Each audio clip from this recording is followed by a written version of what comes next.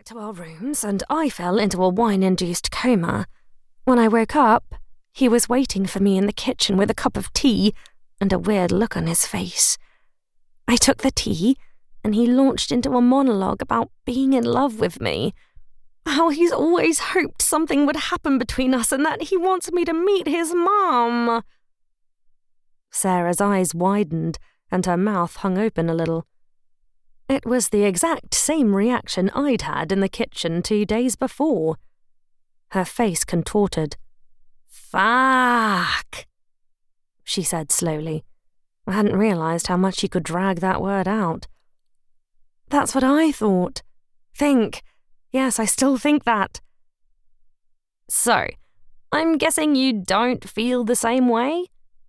I snorted in reply. I couldn't help it, totally involuntary.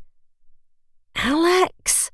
I asked, as though his name alone was enough to convey how ridiculous her question was. Of course, my audience of one had never met Alex, so how was she to know? The left side of her mouth pulled taut. Bollocks, that had definitely come out snarky. "Sorry," I muttered. She shrugged, instantly forgiving me, one of the things I loved about my sister. "It's just that, yes, I mean, he's cute, in a British, sort of podgy, floppy-haired Andrew Garfield kind of way, but I don't really fancy him. Plus he's nice enough, but he's so dull. He only ever talks about his work, boring as anything. And his latest obsession? Get this, virtual reality.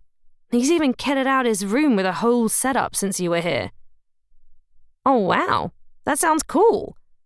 "Are you paying attention? It's not. Besides, I tried it. It made me sick." "Oh. Anyway, I've been hiding from him." "So how's that going?" "So far so good. Although I had a near miss with him last night when I got up to go to the loo." I could see the smirk tugging at the corners of her mouth and watched her succumb to laughter. My giggles followed soon after. "You're a dork," she said, her laugh subsiding. "Yes, thank you, I know." "So, what's your long-term plan? You going to keep skulking about your flat, hoping you don't cross paths on the way to brush your teeth?" I could tell she was enjoying herself. "Actually, no. I've booked a tour." She looked intrigued. "A tour?" "Yep, for half-term. I leave on Saturday. It's a VentureSeek tour." I let my reveal hang in the air. Sarah had worked for VentureSeek 10 years ago as a tour manager. She'd shared all the glorious and gory details, and I had a pretty good idea what I was in for. What I didn't know was how she'd react.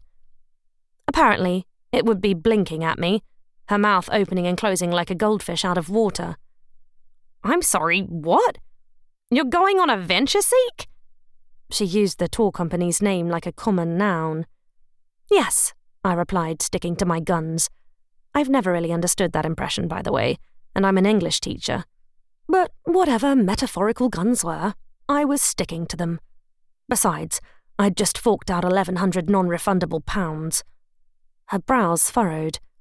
"But you said you'd never go on one of those tours. You specifically said, and I remember this clearly, they were for drunken hooligans and idiots who couldn't find their way around Europe by themselves. You said you'd never, ever go on one. Ever. You were quite clear about the ever part." "Yes, I know."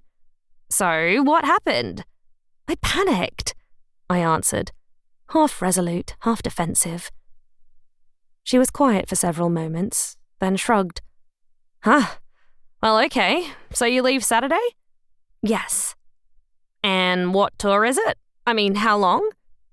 2 weeks, 15 countries, or something like that." She nodded and I could see her mind at work. "So, Paris, the Chateau, Antibes, Florence, Rome, Venice, Lauterbrunnen, Koblenz, and Amsterdam, right?" Damn, she was good. 10 years on and she still knew the itinerary of a 2-week tour looping around Europe. Yes, I think so. That sounds right."